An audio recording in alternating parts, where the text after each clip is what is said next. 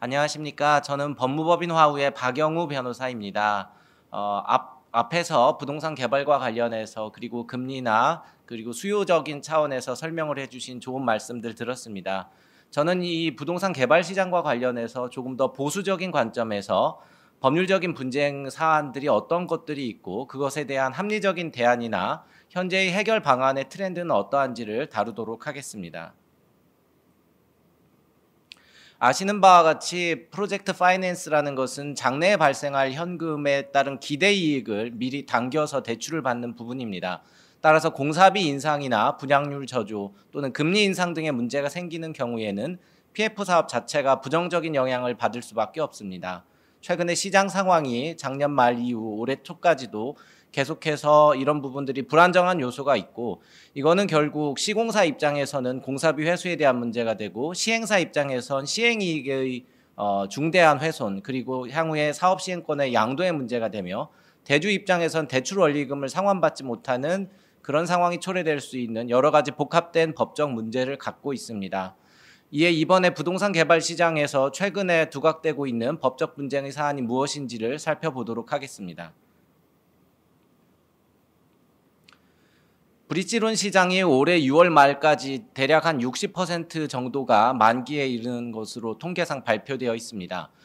브릿지론이 갖고 있는 위험은 본질적으로 향후에 본 PF를 시행할 수 있는지 여부, 그리고 올바른 시공사가 책임 준공을 할 수 있는지 등이 문제가 되는데, 브릿지론이나 본 PF가 그 대출의 만기에 있어서 실제로 대출 원리금을 상환하지 못하게 되면 대주가 갖고 있는 기본적인 담보는 부동산을 처분하는 것입니다.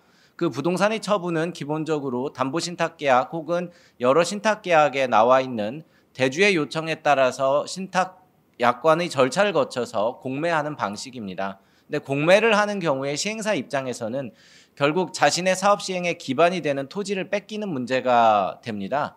결국 이렇게 토지를 뺏기는 경우에 최근과 같이 부동산 공매에서 그 경락률이 60% 정도가 된다고 하면 선순위 대주 정도만 대출 원리금이 상환을 받을 수 있는 상황이 되고, 시공사 입장에서는 선순위 대주 이외에는 대출 원리금 미상환의 경우에 시공사는 2순위 수익자 지위를 갖기 때문에 시공사 역시 상당 부분 공사 대금을 회수하지 못하는 문제가 발생할 수도 있습니다.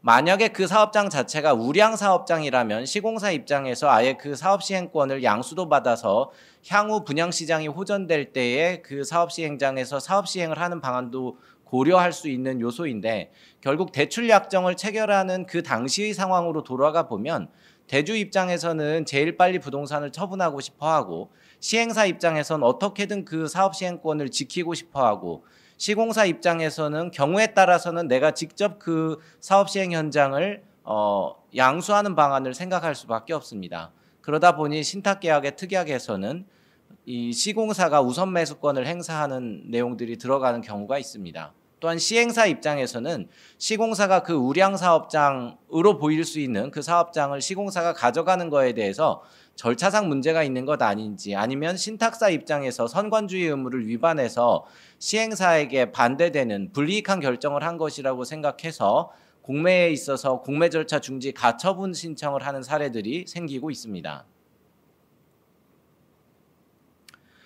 결국 시행사 입장에서는 처음에 대출 약정을 체결하면서 대출 원리금을 모두 갚겠다고 약속은 했지만, 실제 대출 만기에 도달했을 때에는 사업 시행권을 포기하고 그 사업장을 대주가 지정한 자한테 넘기게 되는데, 주로 대주가 지정한 자가 대체적으로 시공사가 되는 경우들이 있습니다.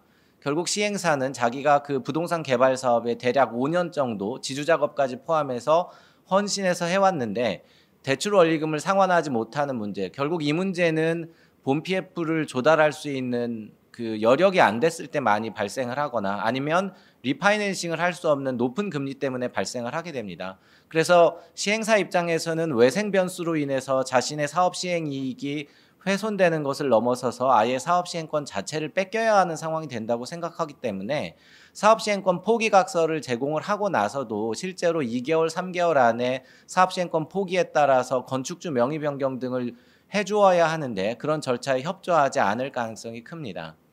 이런 경우에 법률적으로는 법원에 가서 그러한 명의 변경 절차를 이행하라는 의사의 진술을 명하는 소송에 따른 판결을 받아서 진행할 수는 있습니다만 실제로 그러한 사업 시행을 소송까지 가게 되면은 짧게는 3년, 길게는 8년 이상의 분쟁을 겪어야 합니다. 이러다 보니 사업시행권 포기각서를 약정에 따라서 받아놓더라도 실제로 사업시행권을 포기하는 법적 분쟁을 소송으로 가기보다는 이거는 상호간에 합의해서 원만하게 합의하는 절차로 진행하는 것이 보다 바람직한 상황에 이르고 있습니다. 다음으로 사업 시행자인 디벨로퍼 입장에서 자기가 그렇게 만들어놨던 애착을 갖고 있는 사업 시행권을 결국 넘기는 것을 순수하게 도장을 찍어줄 가능성은 사실 적습니다. 실무에서도 사업 시행자 입장에서는 내가 비록 지금 사업 시장이 분양 시장이 망가졌기 때문에 회수할 수 없는 상황에 이르렀다 할지라도 순수하게 사업 시행권 양수도에 도장을 찍어주는 경우는 잘 없습니다. 이런 경우를 대비해서 대출 약정에서는 주식 근질권을 실행을 해서 사업 시행권을 갖고 있는 그 사업 시행 회사의 도장을 찍어줄 수 있는 대표이사 자체를 교체하는 방안을 주식 근질권 실행을 통해서 진행을 하게 됩니다. 근데 이 부분에서 유의하셔야 될 거는 만약에 주식 근질권 실행을 하게 되면 그 주식을 취득하는 주체는 그 부실한 사업 시행사의 지위를 그대로 주주로서 갖게 되는데요. 시공사가 만약에 주식 근질권을 실행하게 되면 그 디벨로퍼에 해당하는 그 회사가 시공사의 계열사가 됩니다. 근데 시공사 입장에서는 가뜩이나 책임준공이나 연대보증 등으로 채무를 인수하거나 해서 채무에 대한 리스크가 큰 상황인데 만약에 EOD가 발생한 디벨로퍼의 회사를 직접 시공사가 인수하게 되는 경우에는 연결 재무제표로 잡히고 또 계열사로 잡혀서 나중에 재무적으로 부정적인 평가를 받을 수가 있습니다. 그래서 주식 근질권 실행과 관련해서는 이 주식을 누가 소유할 것인지 이런 문제들이 실무적으로 논의가 되고 있습니다.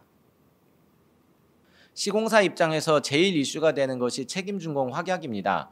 책임준공 확약은 우리나라에서 독특하게 갖고 있는 제도입니다. 외국과 달리 우리나라는 대출 약정에 따라서 신용 보강의 가장 기본적인 사항으로 부동산에 대해서 우선수익권을 설정하는 것이 첫 번째이고 두 번째가 시공사의 책임준공 확약입니다.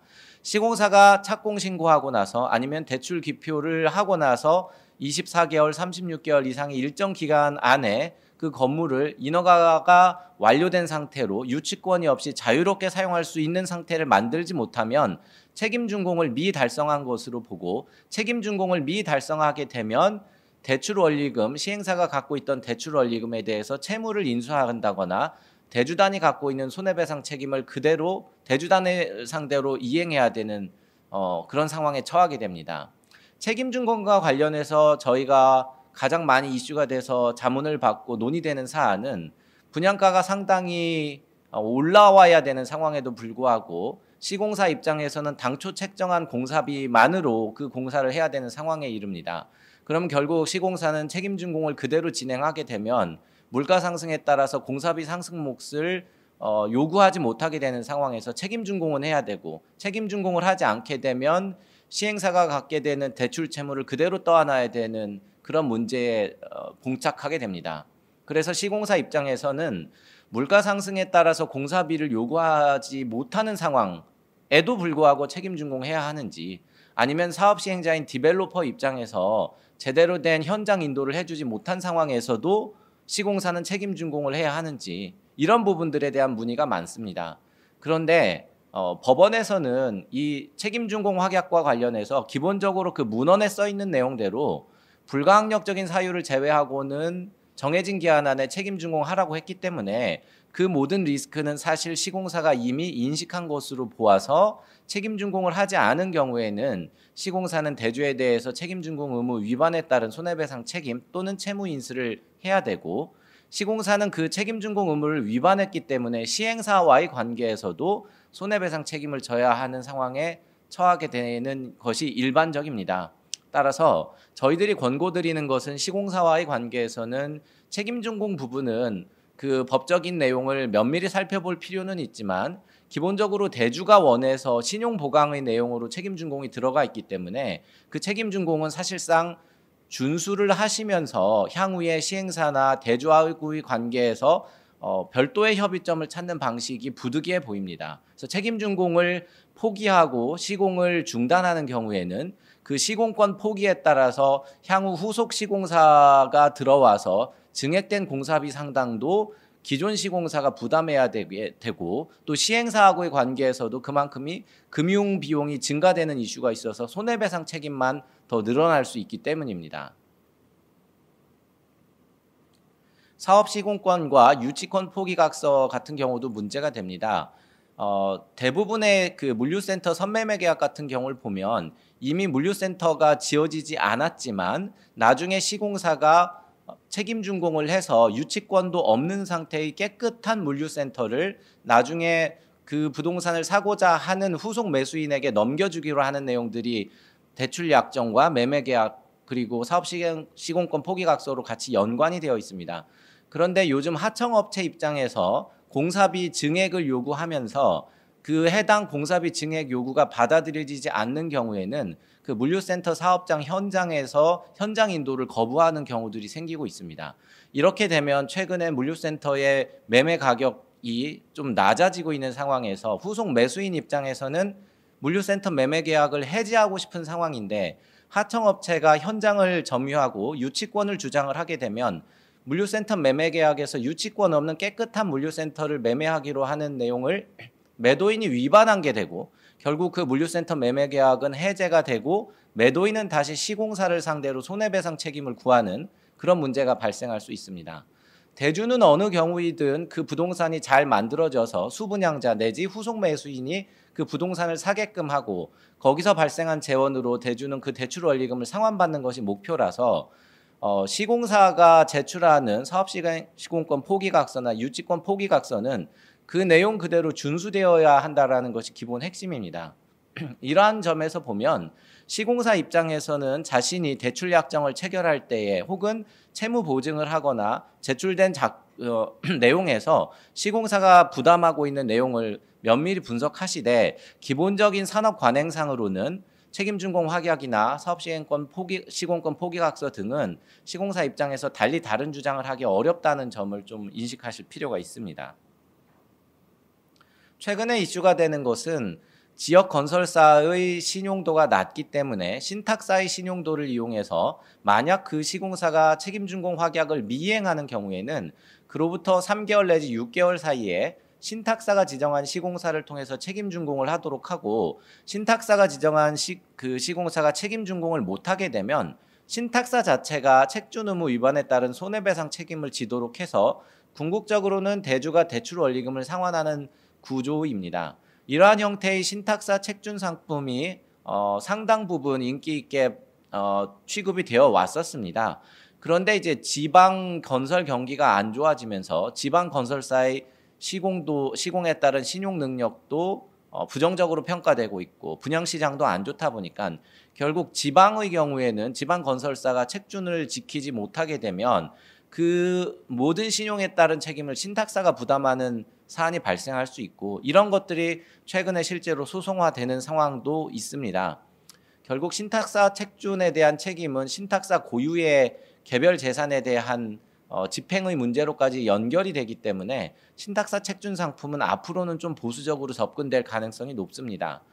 실제로는 사업시행권이 양수도되는 사례에서 신탁사 책준이 걸려져 있는 상품의 경우에는 나중에 신탁사 입장에서도 신탁사의 책임준공 확약은 결국 사업시행권이 양수도되면은 해소시켜줘야 되는 내용이 계약서상 들어가고 있습니다.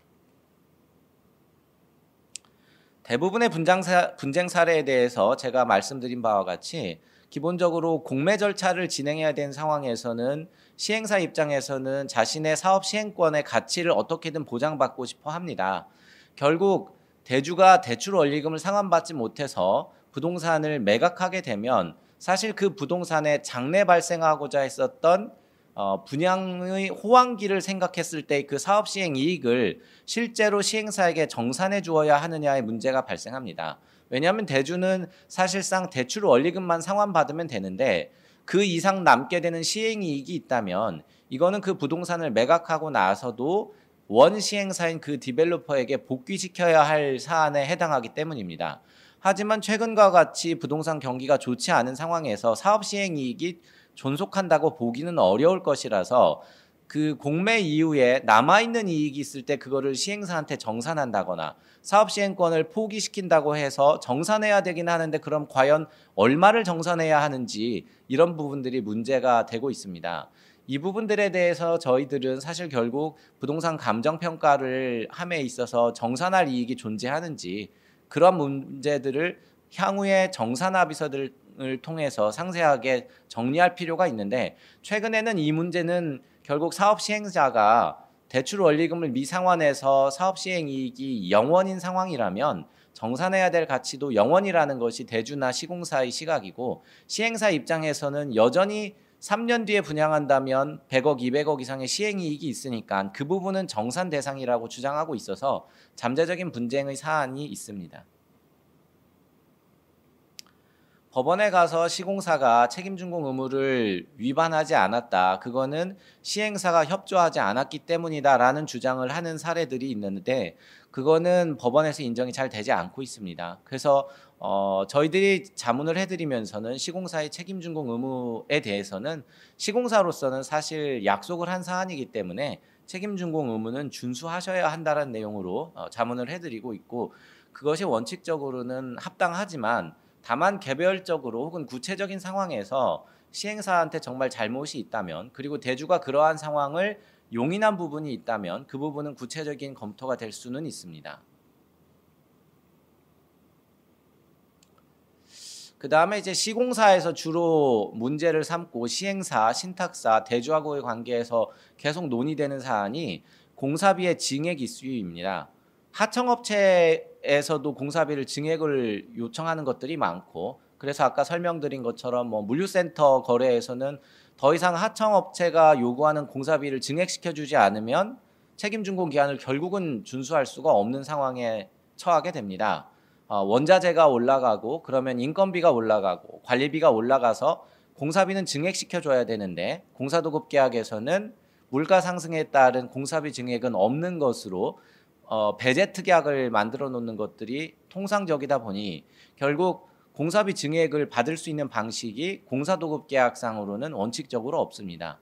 이와 관련해서 시공사에서 이러한 문의들을 저희들이 종종 받고 있는데 결국 이 문제를 해결할 수 있는 방안은 증액 공사비 포기가 합당하느냐의 문제인데요. 원칙적으로는 문헌에 써 있는 내용대로 물가 상승에 따른 공사비 증액은 없다라고 한 경우라면 그것이 개별 구체적인 상황에서 사정 변경이 있다고 주장해서 법원을 통해 물가 상승을 받아들일 수 있는 그런 판결 결과가 초래될 가능성은 좀 낮습니다. 그래서 공사비 증가와 관련해서 앞으로 공사도급 계약을 체결함에 있어서는 물가 상승 배제 특약을 그냥 기재하기보다는 일정 범위 안에서의 물가 상승은 감수하더라도 일정 금액 이상에서는 재협의할 수 있는 정도의 내용은 만들어 놓을 필요는 있습니다. 저희들이 작년 하반기 이후 올해 상반기까지의 여러 부실 PF 사업장 관련돼서 자문을 하면서 가장 효과적으로 이 문제를 해결할 수 있는 방안이 무엇인가 여러 고민들을 해봤었습니다. 신탁사 입장에서의 시각도 있고 시행사 입장에서의 시각도 있고 대주와 시공사 모두 관계 당사자들의 자신의 이해관계에 따라서 서로 간의 내용이 다 다릅니다. 결국 이 경우에 법률적으로 분쟁 상황까지 가게 되면 기존에 체결한 약정서에 근거해서 판단을 할 수밖에 없습니다. 그리고 기존에 체결한 약정서는 대주 입장에서 대출 원리금을 상환받기 위한 내용으로 만들어져 있어서 책임준공을 이행해야 되고 사업 시행권이 포기되고 사업 시공권도 포기되고 유치권도 포기되는 형태의 엄격한 내용입니다. 분쟁으로 가면 아마 그렇게 진행될 가능성이 상당히 높습니다. 다만 그렇게 되는 상황은 대법원 판결까지 받으려면 최소 3년에서 길게 아까 말씀드린 것처럼 8년 정도의 시간이 걸리는 사례가 실제로 존재합니다. 결국 상호 간에 서로 공사비를 일부 감액한다거나 대출 이자를 일부 줄인다거나 만기를 일부 연장한다거나 사업 시행자 역시 시행이익을 감소시키는 등으로 서로 간의 절충점을 찾아서 합의하는 방식이 현재의 상황에서는 가장 적절한 방식인 것 같습니다. 그런 적절한 방식으로 논의를 함에 있어서 여러 가지 방안들이 있는데 최근에 주로 저희들이 권고드리고 검토하는 방안은 결국 사업 시행자인 디벨로퍼 입장에서 대출 원리금을 시공사가 다 떠한 때 시행사와 시공사 사이에서 그 사업시행권 양수도 계약서에서 시행사가 그동안에 들였던 노력들, 그것이 이제 결국 무형의 이익이 될 텐데, 그 무형의 이익을 어느 정도 보전해주고 시행사가 그동안 자신의 채권자와의 관계에서 지급하지 아니하였던 채무들을 그 사업시행권 양수도 대금의 일부 반영을 해서 결국 시행사는 자기는 사업시행권을 양수도하면서 추가적인 채무는 없도록 하는 방안 정도로 사업시행권 양수도 합의를 하고요. 대주하고의 관계에서는 대주의 대출 원리금 전액은 시공사가 양수하는 방식으로 해서 그 우량 사업장의 경우에는 향후의 기회를 보아서 다시 사업 진행을 할 수 있는 형태로 가는 대출채권 양수, 사업장 양수도 계약하는 방안이 적절한 방안이라고 저희는 생각하고 있습니다. 그 외에는 서로 간의 이해관계에 대한 교섭은 개별 구체적인 사업장마다 다를 것입니다. 최근에 정부에서는 이러한 부실 PF 사업장과 관련해서 2009년 정도에 이제 저축은행 PF 사태 때에도 PF 부실 채권과 관련해서 채권자들 PF 협약을 체결한 바 있었습니다. 이번에도 올해 이제 4월 22일 이제 하순경 안으로 대주단 협약을 통해서 지금 말씀드린 것처럼 만기를 연장하거나 금리를 인하한다거나 담보권 행사를 유예하는 등의 대주단 협약이 아마 작동되게 될 것입니다. 서로 간에 어느 정도 대승적 차원에서 양보하면서 접점을 맞추어가는 부분이 분쟁 해결의 가장 적절한 방식으로 생각하고 있습니다. 네, 감사합니다.